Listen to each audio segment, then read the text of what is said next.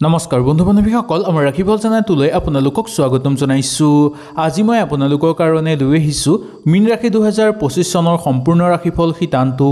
এই বছৰ আপোনালোকৰ অৰ্থ, শিক্ষা, প্ৰেম, চাকৰি, বিবাহ ভাগ্য কেনেকুৱা হ'ব, লগতে এই বছৰ আপোনালোকৰ শুভ মাহ কি হ'ব, শুভ ৰং কি হ'ব, শুভ দিন কি হ'ব আৰু শুভ সংখ্যা কি হ'ব, ইয়াৰ লগতে আপোনালোকে জানিব পাৰিব এই বছৰ আপোনালোকে কি কি সুযোগ সুবিধা লাভ কৰিবলৈ সক্ষম হ'ব আৰু কি কি সমস্যা অহাৰ সম্ভাৱনা লাভ কৰিব।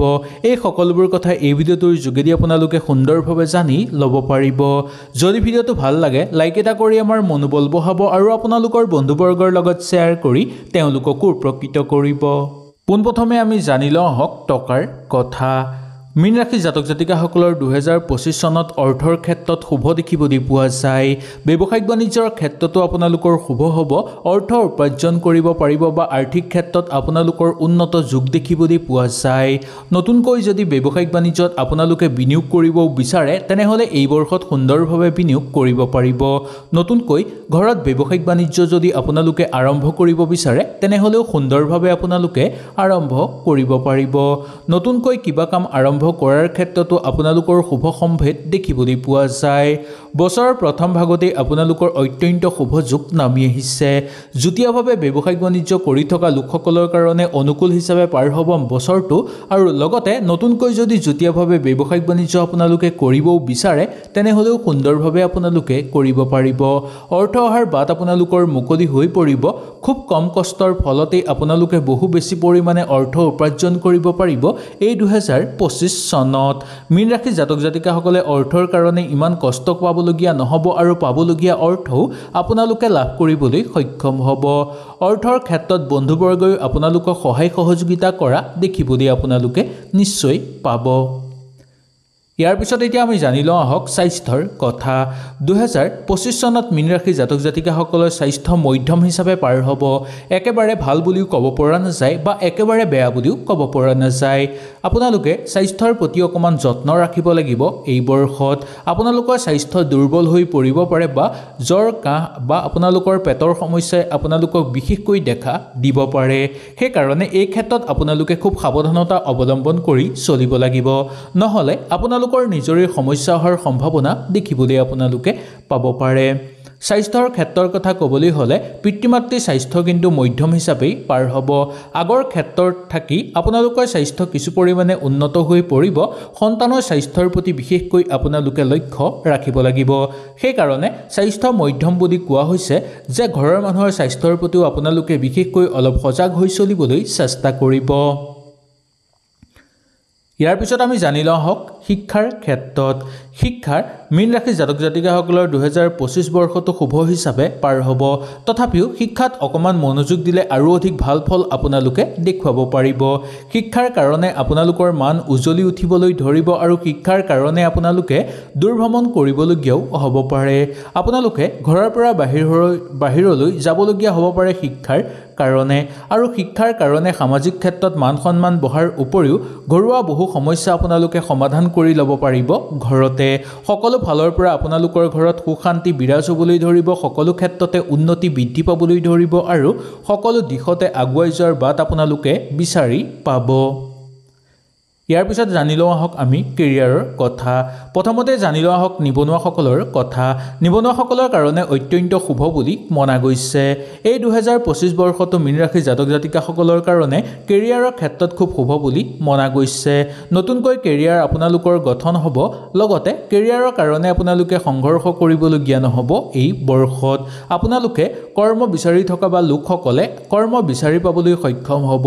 জোখতকৈ বেছি আপোনালোকে উন্নতি লাভ কৰিবলৈ সক্ষম হ'ব। সেইকাৰণে আপোনালোকে সেই কাম নিৰ্বাচন কৰোঁতে কিছু সাৱধানতা অৱলম্বন কৰি ল'ব লাগিব।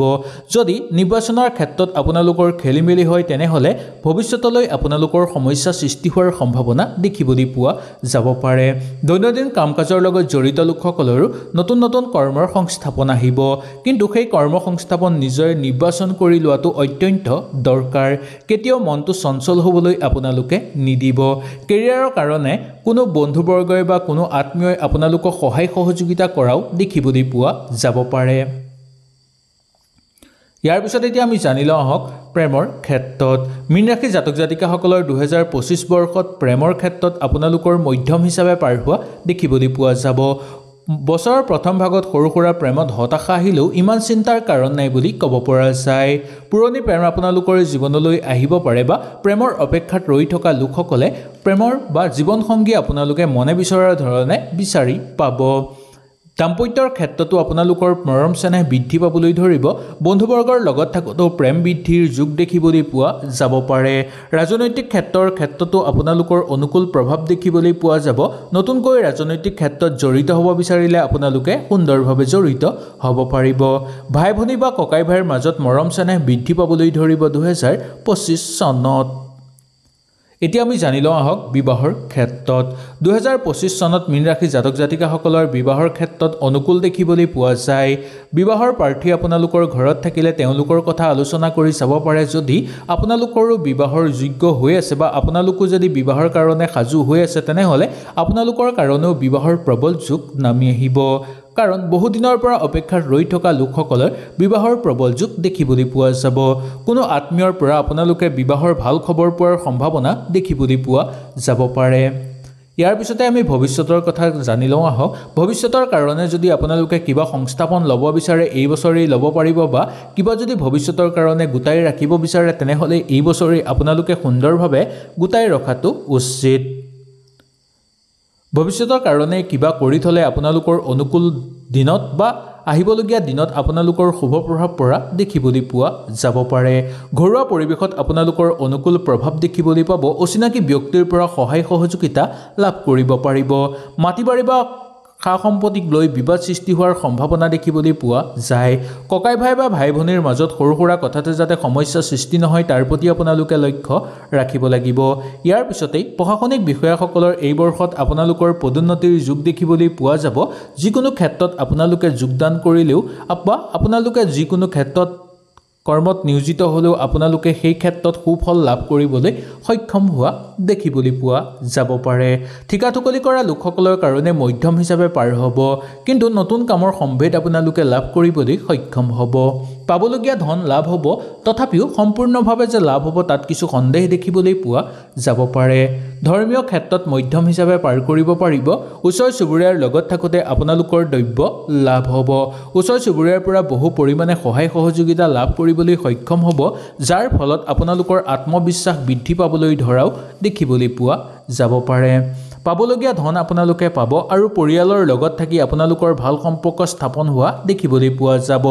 বছৰৰ শেষৰ ফাললৈ শনি গ্ৰহৰ শুভ প্ৰভাৱ আপোনালোকৰ ওপৰত পৰা দেখিবলৈ পোৱা যাব, যাৰ ফলত আপোনালোকৰ ঘৰত প্ৰচুৰ পৰিমাণে অৰ্থৰ আগমন হোৱাও দেখিবলৈ পোৱা যায়। ব্যৱসায়িক বাণিজ্যৰ ক্ষেত্ৰত আপোনালোকে বিনিয়োগৰ ক্ষেত্ৰতো আপোনালোকৰ শুভ প্ৰভাৱ নামি আহিব।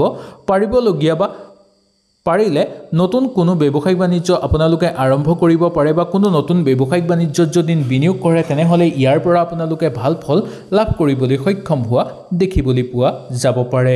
যিকোনো সিদ্ধান্ত লোৱাৰ আগত আপোনালোকে এই বছৰ গুৰুস্থানীয় ব্যক্তি বা কোনো ঘৰৰ মানুহৰ বা বয়োজ্যেষ্ঠ মানুহৰ লগত ভালদৰে আলোচনা কৰি তাৰপিছতহে আপোনালোকে তেওঁলোকৰ বা সেই কাম সম্পূৰ্ণ কৰাটো উচিত।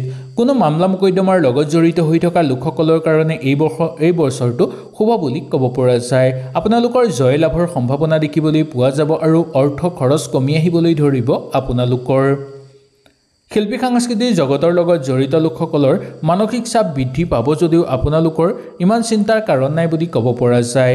মাজে সময়ে কিন্তু মানসিক চাপ আপোনালোকৰ বৃদ্ধি পাব পাৰে। আপোনালোকে নিজৰ কৰ্মৰ সূত্ৰে দূৰ ভ্ৰমণ কৰিবলগীয়াও হ'ব পাৰে। যিকোনো ক্ষেত্ৰত আপোনালোকে যদি কাৰোবাক সহায় কৰিব বিচাৰে সুন্দৰভাৱে সহায় কৰিব পাৰে আৰু নিজৰ সাধ্য অনুসৰি যদি কাৰোবাক দান দক্ষিণাও আপোনালোকে কৰিব বিচাৰে তেনেহ'লেও সুন্দৰভাৱে কৰিব পাৰিব। আহক এতিয়া আমি জানি লওঁ মীন ৰাশি জাতক জাতিকাসকলৰ 2025 চনত শুভ মাহ কি হ'ব, শুভ সংখ্যা কি হ'ব, শুভ দিন কি হ'ব আৰু শুভ ৰং কি হ'ব। আপোনালোকৰ শুভ মাহ হ'ব জানুৱাৰী, ফেব্ৰুৱাৰী, এপ্ৰিল, জুন, নৱেম্বৰ, ডিচেম্বৰ। এই মাহকেইটা আপোনালোকৰ কাৰণে অত্যন্ত শুভ বুলি ক'ব পৰা যায়। ইয়াৰ বাহিৰেও আপোনালোকৰ বাকী মাহকেইটা মধ্যম হিচাপে পাৰ হোৱা দেখিবলৈ পোৱা যাব। শুভ দিন বুলি ক'বলৈ হ'লে আপোনালোকৰ দেওবাৰ, মঙলবাৰ, বৃহস্পতিবাৰ আৰু শনিবাৰ এই চাৰিটা দিন আপোনালোকৰ কাৰণে অত্যন্ত শুভ বুলি মনা গৈছে এই 2025 চনত আপোনালোকৰ শুভ সংখ্যা হ'ব 3 5 6 9 10 12 14 16 20 26 আৰু 40 এই সংখ্যাকেইটা আপোনালোকৰ কাৰণে সৰ্বাধিক শুভ বুলি মনা গৈছে এই বছৰ আপোনালোকৰ শুভ ৰং হ'ব পাতল নীলা বগা সেউজীয়া কমলা কালাৰ আৰু আপোনালোকৰ কাৰণে কলা হয়তো আপোনালোকে সুন্দৰভাৱে বুজি পালে যদি কিবা অসুবিধা পালে নিশ্চয় মোক তলত কমেন্ট কৰি জনাব ইয়াৰ পিছৰ ভিডিঅ'টোতে মই আপোনালোকৰ কাৰণে লৈ আহিবলৈ চেষ্টা কৰিম তেনেহলে আজিলৈ আপোনালোকৰ ওচৰৰ পৰা বিদায় লৈছো কালিলৈ পুনৰ আপোনালোকক লগ পোৱাৰ প্ৰতিশ্ৰুতিৰে আজিলৈ নমস্কাৰ